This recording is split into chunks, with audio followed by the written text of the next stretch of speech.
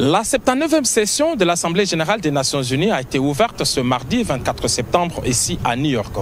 Pendant 5 jours, du 22 au 27 septembre, près de 200 dirigeants du monde entier vont défiler devant la tribune pour présenter leurs priorités et échanger sur les défis mondiaux afin de faire progresser la paix, la sécurité et le développement durable. Cette année, les échanges portent sur les thèmes de ne laisser personne à côté, agir ensemble pour la paix, le développement durable et la dignité humaine de générations présentes et futures.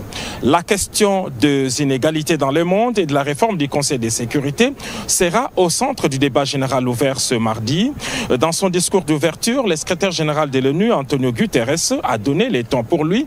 Un changement s'impose. Les inégalités mondiales se reflètent et se renforcent jusque dans nos propres organisations internationales.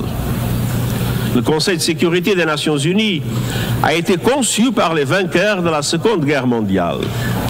À l'époque, la majeure partie du continent africain était encore sous domination coloniale. À ce jour, l'Afrique n'a toujours aucun siège permanent au sein de la principale instance de paix du monde. Un changement s'impose. Et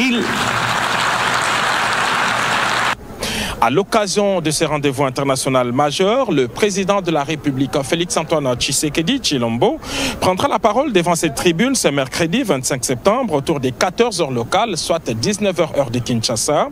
En plus des défis mondiaux sans précédent, cette grand-messe diplomatique est l'occasion pour le numéro 1 de la RDC de réaffirmer son engagement en faveur d'un multilatéralisme fort et efficace. On croit savoir que les priorités de la RDC pour cette Assemblée générale sont, entre autres, le respect de l'intégrité territoriale de la RDC face à l'agression du Rwanda.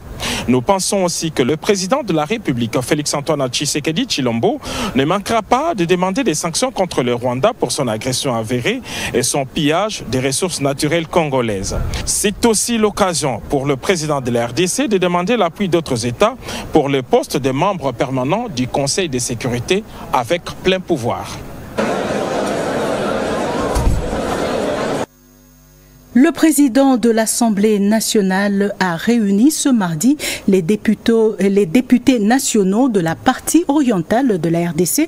Ils ont parlé de la paix dans l'est du pays, occasion pour Vital Kamerhe d'annoncer la tenue dans la province de la Chopo d'un forum pour la paix. Reportage Animbalaka. Faisant suite à leurs échanges lors de la session de mars dernier, le président de l'Assemblée nationale, le professeur Vital Kamerhe, a invité les caucus des députés nationaux de l'Ituri, du Nord Kivu, du Sud Kivu et de la Chopo pour leur faire part de l'avancement de toutes les démarches entreprises par son bureau pour chercher des pistes de solutions aux multiples revendications exprimées lors de leurs derniers échanges. Avec les députés de la Chopo, il était question de donner des directives sur les matières qui devront faire l'objet de termes de référence en préparation pour la tenue du forum sur la paix dans la province de la Chopo en proie au conflit terrien entre les Mbole et les Lengola. Vital Kamerhe a suggéré de mettre ensemble tous les acteurs, notamment les députés nationaux et provinciaux, la société civile, les confessions religieuses pour réfléchir sur des solutions inclusives. Ayant appris la tension observée lors de la plénière sur l'examen de la loi portant prorogation de l'état de siège alors qu'il séjournait en Afrique du Sud, le président de l'Assemblée nationale, le professeur Vital Kamerhe, a invité les caucus des députés de Nord Kivu, de l'Ituri et du Sud Kivu pour échanger avec eux autour de cette question. Il ne faut pas que par nos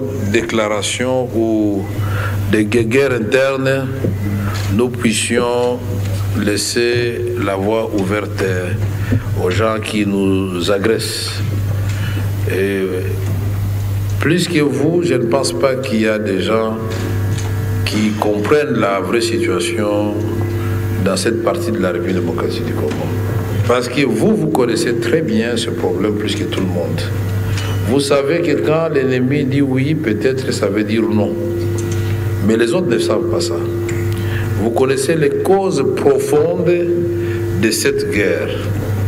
Tout comme vous savez qu'il y a des gens qui ont des solutions.